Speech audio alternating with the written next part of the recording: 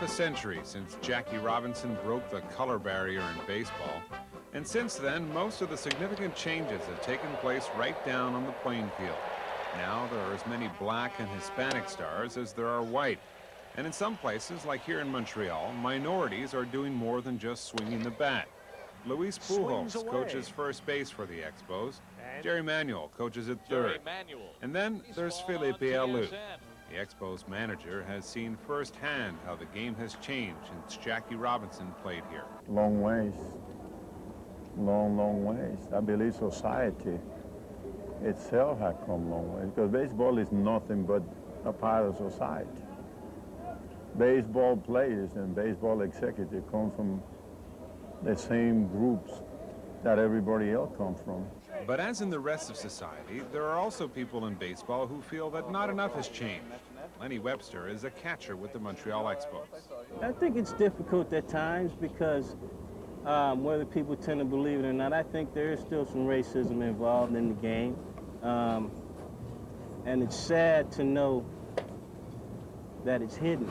Webster feels he came face-to-face with racism in the spring of 1994. The Minnesota Twins let him go in favor of two younger, less experienced white catchers. Right there, that's when I thought maybe it was because of color or skin. I don't know. I really don't. I would love to have known what the reason was, but I've never talked to the people over there about it, and I don't worry about it. I don't care to talk about it. If players like Webster are suspicious, it could be because it's hard to find a black face in baseball's boardrooms. While the color of the players on the field has changed, the same hasn't happened off the field.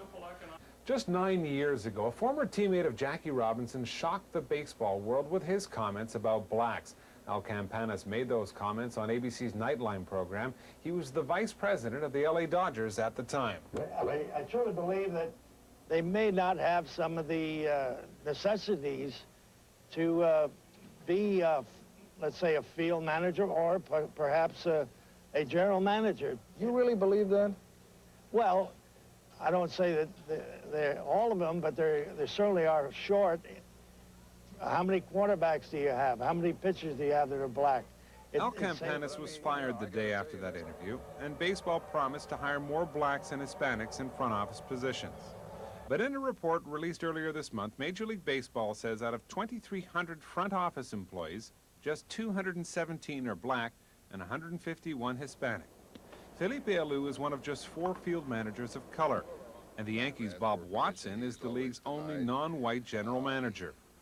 When the players look at these kind of statistics, it's hard to be optimistic about a future in front office. Rondell White plays center field for the Expos. He says if he ever decides to work in the front office, he'll have a tough time getting there. Really, I guess maybe because I'm black, you know, I speak from the heart. I don't, I'm being honest, I just think, people just look at you sometimes as, you're black, and a lot of people judge you differently. Any way you want.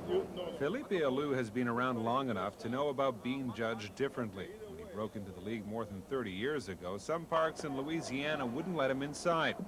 But he says today the challenge for people like him is to open doors for others. My challenge now is to complete my job. I almost said mission, because it is a mission. As a minority manager, especially Latin, in a good way. I'm not talking about going to the World Series or winning the pen or whatever. Do a professional job.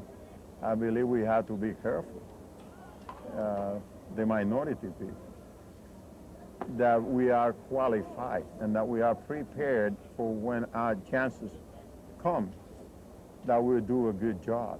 The success of people like Alou has to help the pace of change in the front office, but that pace could speed up if blacks and Hispanics own baseball teams. Ken Singleton is a former player who's become a successful broadcaster since his playing days ended.